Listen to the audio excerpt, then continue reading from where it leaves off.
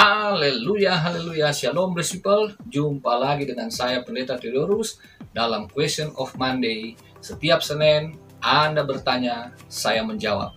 Sesuai dengan apa yang akan saya sampaikan ini, yang terjadi akhir-akhir ini, akan saya bahas secara singkat dan kiranya saudara dapat memahaminya. Tetapi sebelum saya melanjutkan, jangan lupa seperti biasa, pencet tombol subscribe, like, share, dan komen.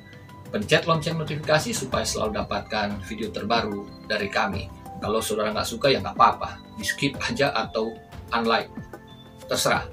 Yang penting adalah bagi saudara yang mau mendengar, kiranya diberkati saudara.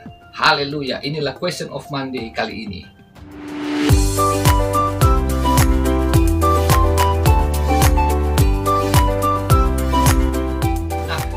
Human kali ini berdasarkan pertanyaan dari saudara YM, inisial YM dari Tebet. Pertanyaan gini, request dong tentang ramalan, kan lagi viral nih. Ya segitu doang.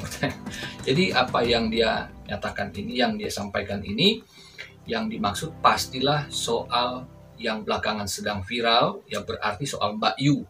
Mengapa? Karena Mbak Yu ini sekarang ini sedang menjadi perbincangan ya, karena sebagai seorang peramal yang top saat ini di Indonesia. Nah, paling tidak belakangan ini kita menyaksikan generasi baru yang di dunia ramal meramal. Ada Roy Kiyoshi, ada Mbah Mijan, dan sekarang Mbak Yu ya, yang nongol dengan menyatakan ramalan pada tahun 2021 akan terjadi banyak hal. Di antaranya akan ada bencana alam, akan ada kapal tenggelam, akan ada artis-artis yang terjerat masalah, kira-kira seperti itulah. Dan yang menjadi viral minggu lalu adalah soal jatuhnya pesawat Sriwijaya Air. Nah, ini tentu sebuah tragedi yang memilukan, tetapi banyak orang yang mempercayai ramalan Mbak Yu ini tergenapi begitu. Lalu kemudian yang paling heboh lagi beberapa hari belakangan ini adalah soal ramalan Mbak Yu akan terjadi tahun 2021, akan ada chaos besar-besaran, penjarahan, dan pada ujungnya adalah jatuhnya presiden. Nah, ini bagi saya sesuatu yang membahayakan saudara. Mengapa? Karena ketika sudah masuk di area seperti ini sangat sensitif. Karena bisa saja Mbak Yu dicurigai untuk ditunggangi atau dilatar belakangi oleh sentimen-sentimen politik dan sebagainya ya, macam-macam, meskipun dia mengatakan itu ramalan. Nah, kemudian ketika diserang habis-habisan, maka dan dia bahkan sudah diancam untuk dipolisikan, maka Mbak Yu tampil untuk meluruskannya dengan mengatakan bahwa ini bukan tahun 2021, maksudnya 2024. Dan saya menjadi heran dan geli dengan pernyataan ini. Karena kalau 2024 ya nggak perlu ada kerusuhan, nggak perlu Jokowi itu diturunkan, karena memang sudah tahunnya Jokowi habis masa jabatan gitu ya. Nah, lalu kemudian apa yang diramal-ramalkan itu kemudian ditentang juga oleh banyak orang, bahwa ya itu sebuah prediksi yang ramalan-ramalan kacangan gitu ya, hanya untuk buat cari makan lah istilahnya gitu ya. Jadi itu profesi yang memang harus dia menyatakan begitu. Lalu yang bagi saya menarik adalah pernyataan Nikita Mirzani, karena paranormal atau peramal itu kan disebut juga orang pintar. Nikita Mirzani bilang begini, dia disebut orang pintar karena yang percaya orang-orang bodoh. Jadi benar juga gitu. Nah, sekarang saya cuma mau sampaikan secara sederhana, apakah orang Kristen, anak-anak Tuhan boleh percaya ramalan seperti ini meskipun kelihatannya benar? Ya, nah kita tentu tidak boleh meninjau dari kacamata sekuler, karena kita orang Kristen, patokan kita adalah Alkitab, firman Tuhan. Nah, oke, sekarang kita langsung melihat ya, apakah boleh bukan cuma ramalan Mbak Yu, tetapi ramalan-ramalan yang sederhana juga seperti ramalan bintang ya, zodiak itu horoskop, sio, kartu tarot, feng shui, hong shui seperti itu, apakah boleh orang Kristen? Nah, semuanya ini menurut Alkitab secara jelas saya tegaskan di sini adalah tidak boleh. Nah, saudara harus membedakan di Alkitab itu ada yang disebut nubuat. banyak orang juga bilang nubuat itu sama dengan ramalan. Tidak, nanti saya akan bahas tersendiri ya tentang nubuat itu. Nah, nubuat secara sederhana adalah firman Tuhan untuk menyatakan masa depan melalui nabinya, melalui orang yang dipanggil khusus ya, tentang masa depan akan rencana Allah. Peramal ya, ramalan itu disampaikan oleh peramal yang bukan dari Tuhan. Mengapa? Karena kita akan lihat nanti. Sementara analisa atau prediksi itu bisa berupa disebut juga ramalan, tetapi ilmiah, ya, berbasiskan data atau penelitian. Seperti misalkan BMKG meramalkan tentang cuaca, yang meramalkan tentang gejala-gejala yang terjadi di alam ini. Kemudian misalkan Profesor Renald Kasali memprediksi tentang dunia bisnis, dunia usaha di masa depan yang akan terjadi jika begini, begini, dan begitu. Dan sebagainya ya, di sektor kesehatan juga bisa diramalkan politik, apa yang akan terjadi pasca Pilpres misalkan, apa yang terjadi setelah FPI dibubarkan, dan sebagainya. Itu prediksi-prediksi secara ilmiah. Nah, apa yang disampaikan Mbak Yu dan buku-buku horoskop dan segala macam ya, itu semua adalah berbasiskan, saya secara tegas mengatakan itu berbasiskan okultisme, yaitu berbasiskan roh jahat. Perhatikan saudara ya, saya katakan ini bahwa memang ada peramal misalkan di buku-buku ya, yang atau majalah-majalah khususnya majalah remaja yang berbasiskan sebetulnya psikologi dan sosiologi ya, antropologi membaca situasi. Jadi itu masih lebih masuk ke sains sebetulnya. Tapi ada orang-orang yang saya lihat di televisi itu berbasiskan okultisme.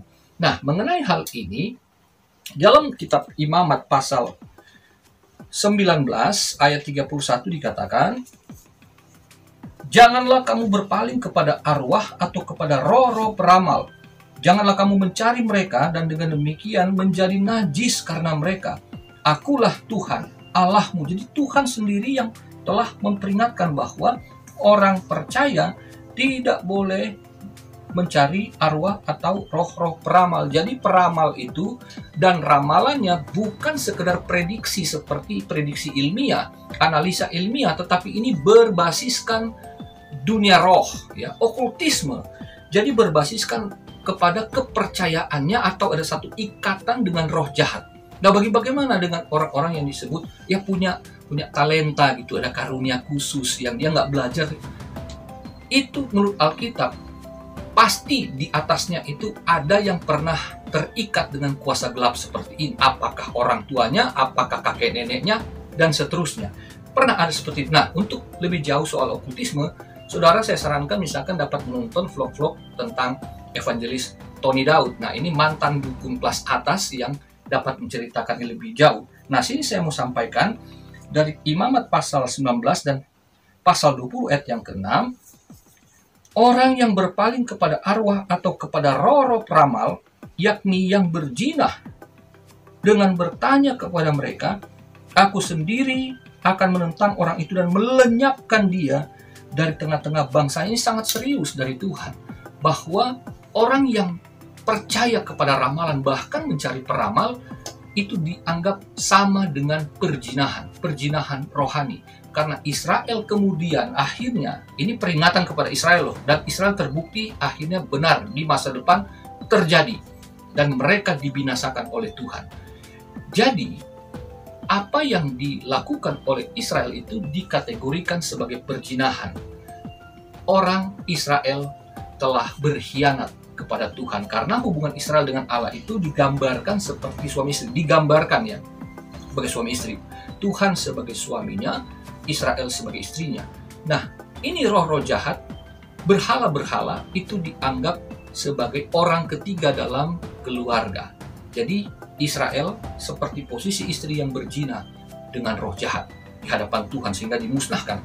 Di Ulangan pasal 18, kembali diulang, di pasal 20 tadi, masih di ayat 27 dikatakan, ini perhatikan baik-baik saudara. Apabila seorang laki-laki atau perempuan dirasuk arwah atau roh peramal, pastilah mereka dihukum mati.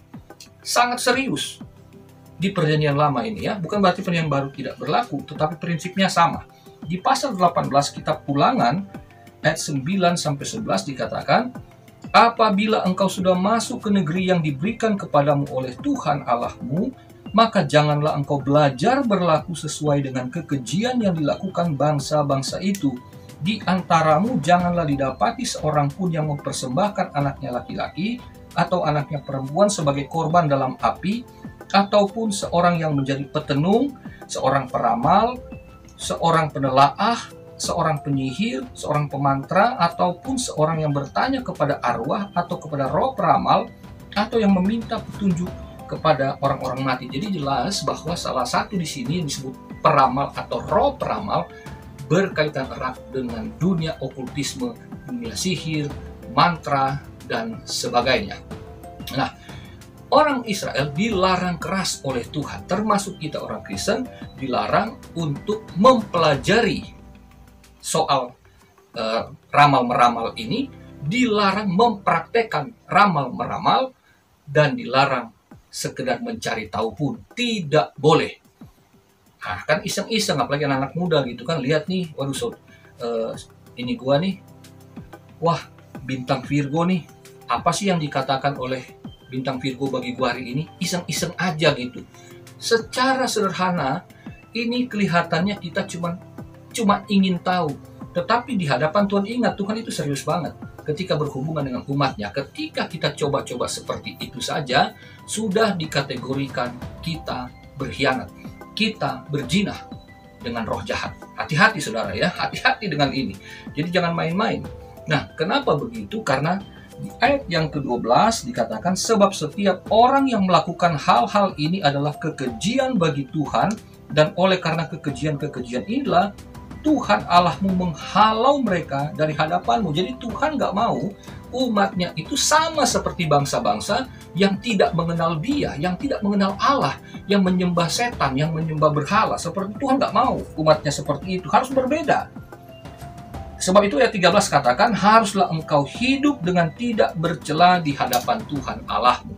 Allah itu kudus dan kita harus hidup kudus. Dalam Imamat pasal 19 tadi juga dikatakan begitu. Kuduslah kamu sebab Tuhan itu kudus. Jadi kita hidup tidak boleh menyimpang, termasuk soal spirit ya. Ini spiritisme namanya. Jadi kita berhubungan dengan dunia-dunia roh. Jadi ketika kita mempercayai apa yang dikatakan Mbak Yu, bahwa itu dari Tuhan, wah benar ya, kok dia ini, maka itu adalah sebuah pelecehan secara rohani atas nama Tuhan. Mengapa? Karena hal seperti ini untuk mengetahui masa depan, mengetahui nasib, sesungguhnya itu adalah dosa yang pertama kali terjadi di Taman Eden, khususnya melalui seorang perempuan yang bernama Hawa. Dalam Kejadian 3 ayat yang keempat dikatakan bahwa setan di dalam penampakan ular itu menyatakan kepada Hawa, kalau kamu makan buah ini, kamu akan menjadi seperti Allah, tahu akan yang baik dan yang jahat. Tahu apa yang akan terjadi bagi masa depan manusia. Dan ini tidak boleh terjadi. Hanya Tuhan yang menetapkan masa depan manusia. Dia yang menetapkan langkah-langkah hidup orang-orang percaya kepadanya. Jadi kita bukan bergantung dari ramalan, tetapi bergantung dari setiap apa kata firman Tuhan. Orang Kristen harus belajar secara ilmiah, yes, tetapi secara rohani dia harus hidup bergantung sepenuhnya kepada Tuhan Allah. Karena Mbak Yu meramal berdasarkan hubungannya dengan dunia roh, tetapi kita berhubungan dengan Allah, yaitu melalui firman-Nya. Jadi apa yang Allah katakan, ini semua tentang masa depan.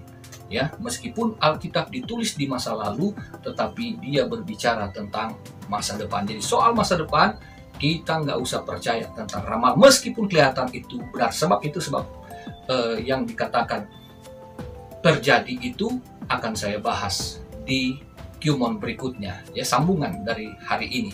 Jadi kok bisa ya dia meramal kok tepat? Bagaimana dengan nubuat? Kita sambung minggu depan. Tuhan Yesus memberkati. Haleluya.